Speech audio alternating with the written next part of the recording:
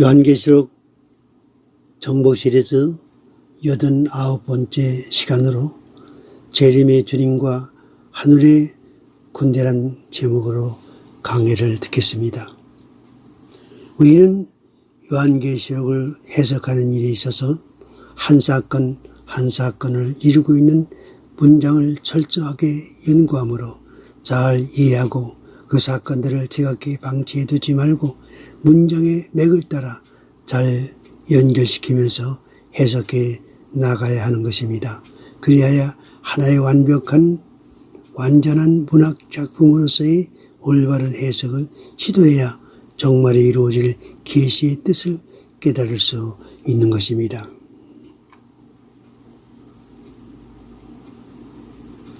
요한계시록은 계시의 주제가 예수님의 재림입니다. 예수님은 그의 재림의 시기에 대하여 그러나 그날과 그때는 아무도 모르나니 하늘의 천사들도 아들도 모르고 오직 아버지만 아시느니라고 밝히셨습니다. 예수님은 분명 만물의 창조주이시며 삼위일체 되신 성자 하나님이시지만 그가 이 세상에 인자의 몸으로 계셨을 때에는 스스로 그 같은 하나님의 권능을 제한하셨기 때문에 그의 재림의 일자에 대하여 모르실 수도 있는 것입니다. 그리고 지금도 예수님은 자신의 재림 일자에 대하여 모르고 계시다는 견해는 대단히 잘못된 견해입니다. 왜냐하면 예수님은 우리의 속죄 사역을 마치신 후 부활 승천하심으로 온전히 회복되셨기 때문입니다. 지금은 이 땅에 계셨을 때의 모든 제한에서 노임을 받고 더욱 영광을 받으시는 모습으로 복귀하셨기 때문에 지금 예수님은 자신의 재림의 시기를 알고 계시는 것입니다. 이처럼 우리는 성경에서 예수님의 재림의 일시에 대해서는 알 수 없지만 그 재림의 징조에 대해서는 분명한 해답을 얻을 수 있습니다.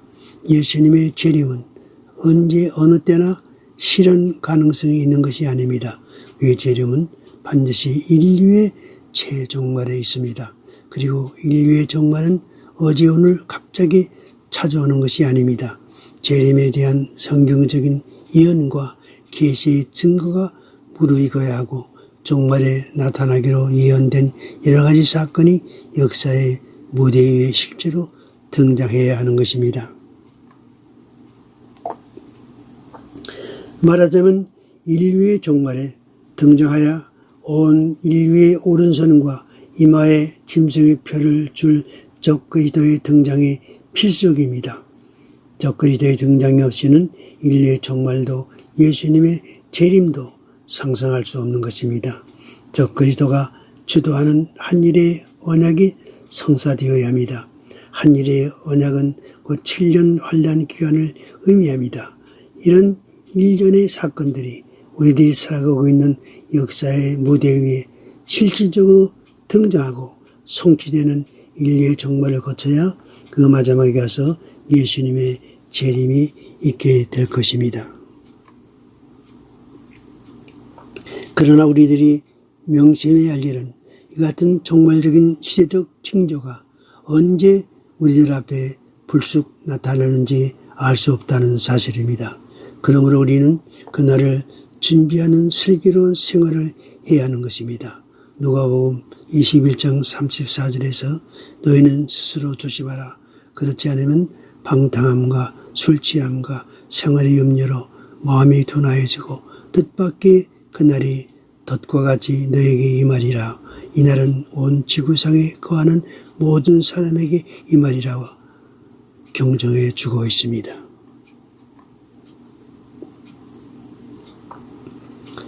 사도 요한이 계시로 바라본 주의 재림의 광경은 두 가지 면을 보여주고 있습니다.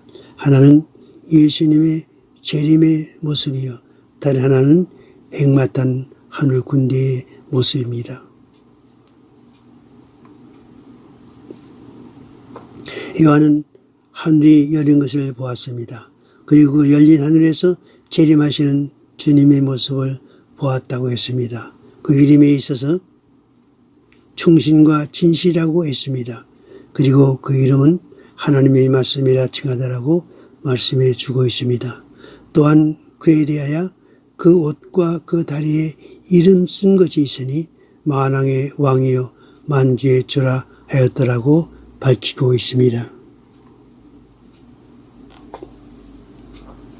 그런데 하늘에서 내려온 분은 예수님 한 분만이 아닙니다.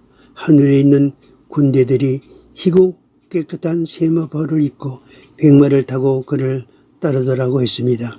그러면 이 하늘의 군대들은 누구입니까? 이들은 결코 하늘에 있는 천사들이 아닙니다.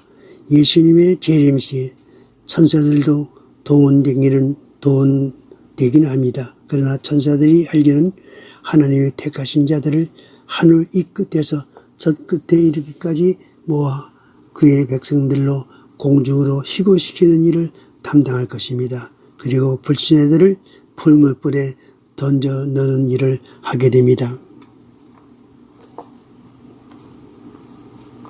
이들 하늘의 군대들은 그리스도 강림하실 때에 그에게 속한 자들로 주님과 함께 철장 원세를 가지고 만국을 치게 될 것입니다.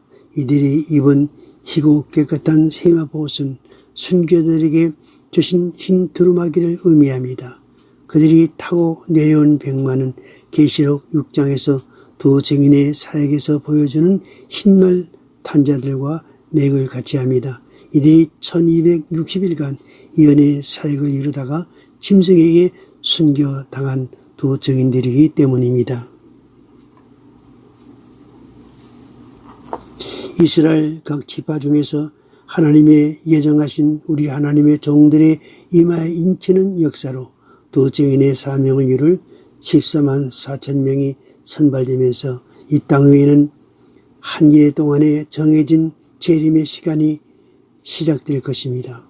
이들이 환난 중에 순교당한 후 이 세상은 급격히 무서운 종말적인 대환란 속에 빠져 들어갈 것이며 그 환란의 정반에 가서 곧 아마겟돈의 어린 양과 함께 열려진 하늘에서 백마를 타고 흰말 탄 하늘의 군대로 내려올 것입니다.